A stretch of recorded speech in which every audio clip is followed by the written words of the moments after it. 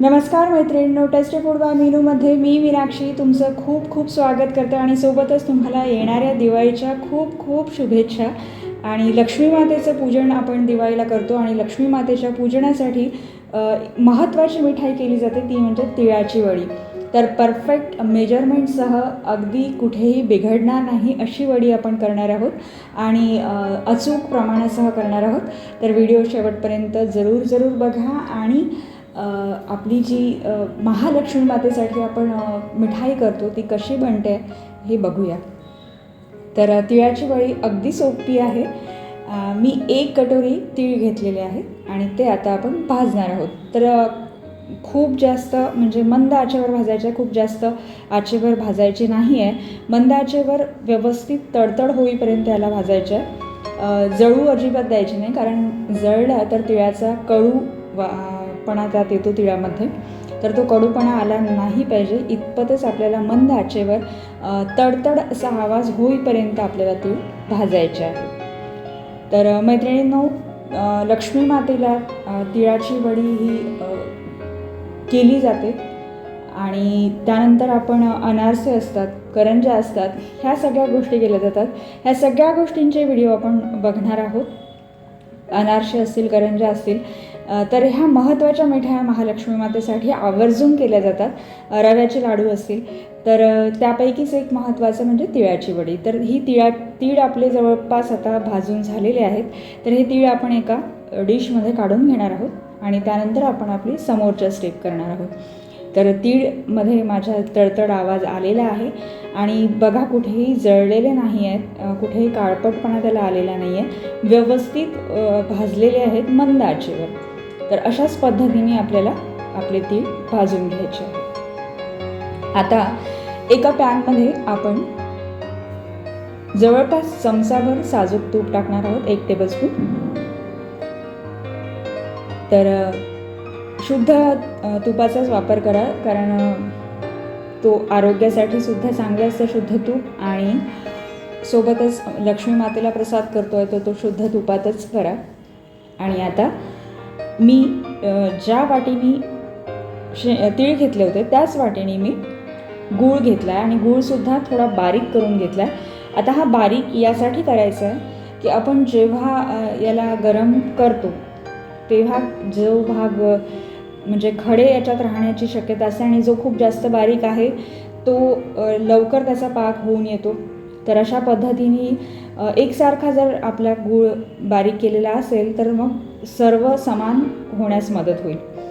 तर आता जेव्हा आपण गुळाचा पाक करतो आहे तेव्हा लक्षात एवढं ठेवायचं की यात पाणी अजिबात घालायचं नाही आहे आणि सतत ढवळत राहायचं आहे. आणि जे खडे यात आहेत ते थोडेसे याने चमच्याच्या साहाय्याने मोडत आपल्याला जायचं आहे.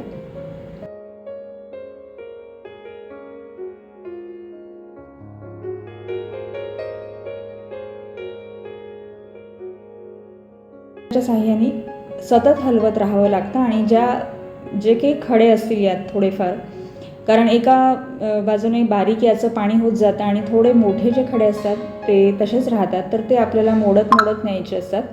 आणि बघू शकता आता संपूर्ण जो गूळ आहे त्याचं पाण्यात रूपांतर झालेलं आहे. आणि आता याला थोडं होऊ द्यायचं आहे आपल्याला. तर आता होऊ किती द्यायचं आहे ते सुद्धा मी दाखवणार आहे तुम्हाला. तर घट्ट असा हा पाक तयार झालेला आहे आणि आता त्याची स्टेज अशी येईल की तो थोडा पातळ होईल. तर बघू शकता बुडबुडे आलेले आहेत, इतपत आपलं झालेलं आहे. तर आता झाला आहे कसा ओळखायचा, तर आपण जेव्हा याला पाण्यात टाकू तेव्हा याचा खडा होईल, असं झालं की झाला असं समजायचं. तर बघू शकता हा खडा हाताने उचलतासुद्धा येतो. तर आणि पुन्हा आपण प्लेटमध्ये टाकल्यावर आवाजसुद्धा येतो त्याचा.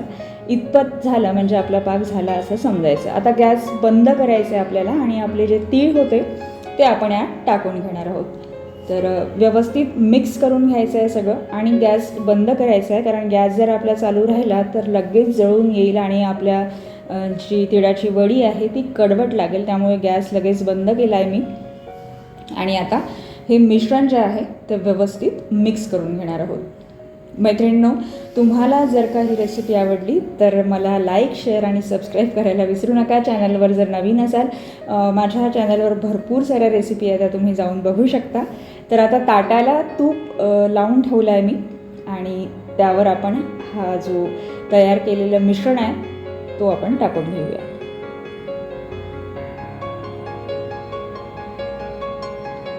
थोडंसं चिकट हे बनतं, पण छान आणि निघतं जर आपण गरमच याला काढलं. गरमच काढावं लागेल तरच निघेल, नाहीतर पुन्हा ते कडक होऊन आपल्या पातेलीला चिटकून राहील. तर गरम असताना संपूर्ण काढून घ्यायचं आहे आणि गरमच असताना आपल्याला याला लाटावं लागेल.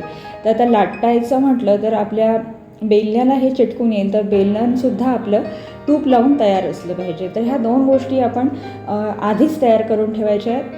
ताटाला तूप लावून तयार ठेवायचं आणि बेलण्यालासुद्धा तूप लावून तयार ठेवायचं. आणि आता पातळ अशी पोळी आपण लाटून घेणार आहोत. ह्या सगळ्या ज्या प्रक्रिया आहेत तिळाच्या वडीतल्या, ह्या गरम असतानाच कराव्या लागतात. थोडंसं गरम असतानाच कराव्या लागतात, कारण जर का हे थंड झालं तर हे सेट होऊन मग तुमच्याच्याने याला लाटणं होणार नाही.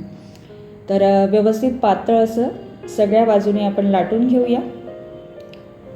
आणि वडीसुद्धा पाडताना आपल्याला एक गोष्ट लक्षात घ्यायची आहे की वडीसुद्धा पाडत आहोत आपण, तर तीसुद्धा गरमच आपल्याला कापावी लागेल. तर सुरीच्या साह्याने आपण याच्या वड्या एकसारख्या आकारात कापून घेणार आहोत. तर ही सुद्धा गरम असतानाच आपल्याला कापायचं आहे. आता इथे आणखीन एक सांगतो तुम्हाला की आपण वड्या पाडल्या आहेत आणि असं जर का तुम्हाला वाटत असेल की मिश्रण आपलं थंड झालं आहे आणि वड्या ताटाच्या निघत नाही आहेत, तर ताट हलकंसं आपल्याला गॅसवर धरायचं, ताटाला खालून थोडंसं गरम होऊ द्यायचं आणि मग आपल्या वड्या काढायच्या. तर तुम्ही बघू शकता की जरी तुमचं सेट झालेलं असेल आणि तुम्हाला काढायला जरी उशीर झाला आहे तरी काही हरकत नाही. तुम्ही तो ताट पुन्हा थोडासा गॅसवर ठेवायचा आणि खालून गरम करायचा. तर थोड्याशा गरमीने पुन्हा ह्या अगदी खूप जास्त गरम नाही करायचं, थोडीशी गरमी लागली की मग ह्या वड्या निघून येतात. आता मी ह्या गरमच कापत आहे आणि गरम असतानाच मी काढतसुद्धा आहे. तर तुम्ही बघू शकता अगदी इझिली गरम असताना निघतात. थोडंसं आपल्या सुरीला चिकटतं, पण व्यवस्थित वड्या ज्या आहेत त्या सगळ्या एकूण एक वडी व्यवस्थित निघून जाते. तर अशा पद्धतीने मी तुम्हाला सांगितलं आहे की थंड जरी झालं तर काय करायचं. तर अशा ह्या वड्या ज्या आहेत त्या आपल्या छान मस्त रेडी झालेल्या आहेत. तर लक्ष्मी मातेचा प्रसाद रेडी झाला आहे. तुम्हीसुद्धा लवकर करून बघा आणि लाईक, शेअर आणि सबस्क्राईब करायला